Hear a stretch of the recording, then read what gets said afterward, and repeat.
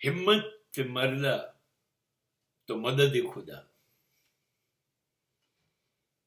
जो डर गया समझो मर गया.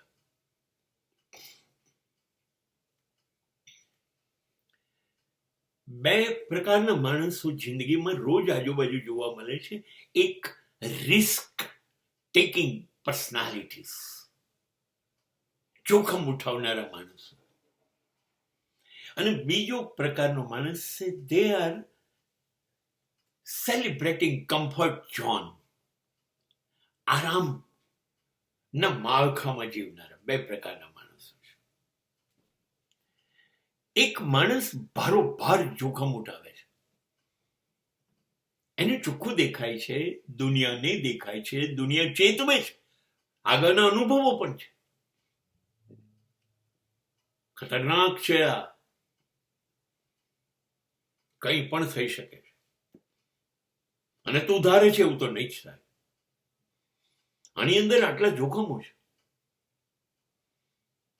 આવું દુનિયા પણ કહે છે અને અનુભવો પણ કહે છે.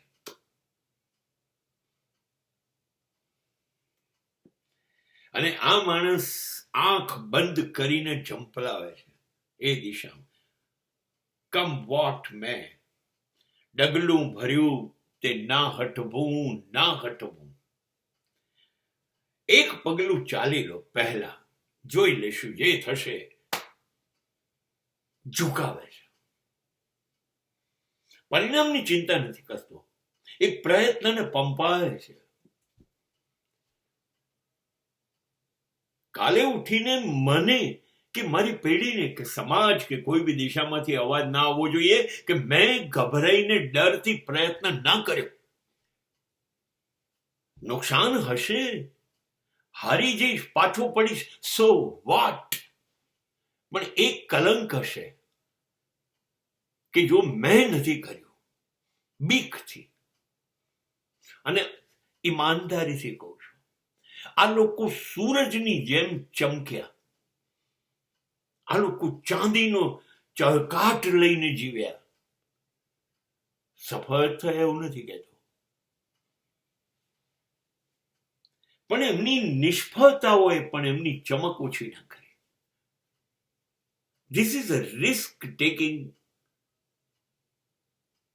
જોખમ ઉઠાઈને જીવવું જીવન આ છે.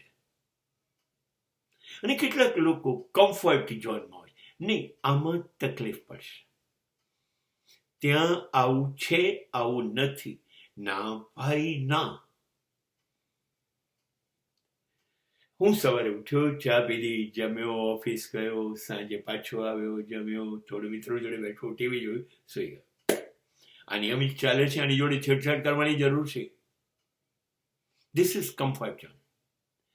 I will not plan any more difficult life in future. મને મારી જિંદગી જે સરળતાથી ચાલે છે એની જોડે છેડછાડ નથી કરવી. That's all. જે છે એમ જ જીવવું છે. હા તો એમ જ જીવ.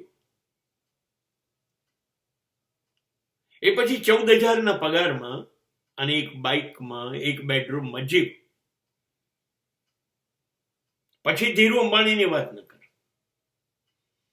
કેમ કે એને જોખમ લીધેલું. 45 રૂપિયા લઈને અને ઘરમાંથી ઘર છોડીને નીકળી ગયેલો. આ જોખમ હતું. અને પછી અથડાયો, પછી કૂટાયો. અને આજે બધા છોકરાઓ પાસે 50,000 કરોડ છે અને મુકેશભાઈ વિશ્વના પહેલા 10માં છે. જોખમમાં રહેવું છે. You have to decide. World will say no. Even sometimes you may be disturbed. Why I have to upset my life? It is so regular. It is so delicious.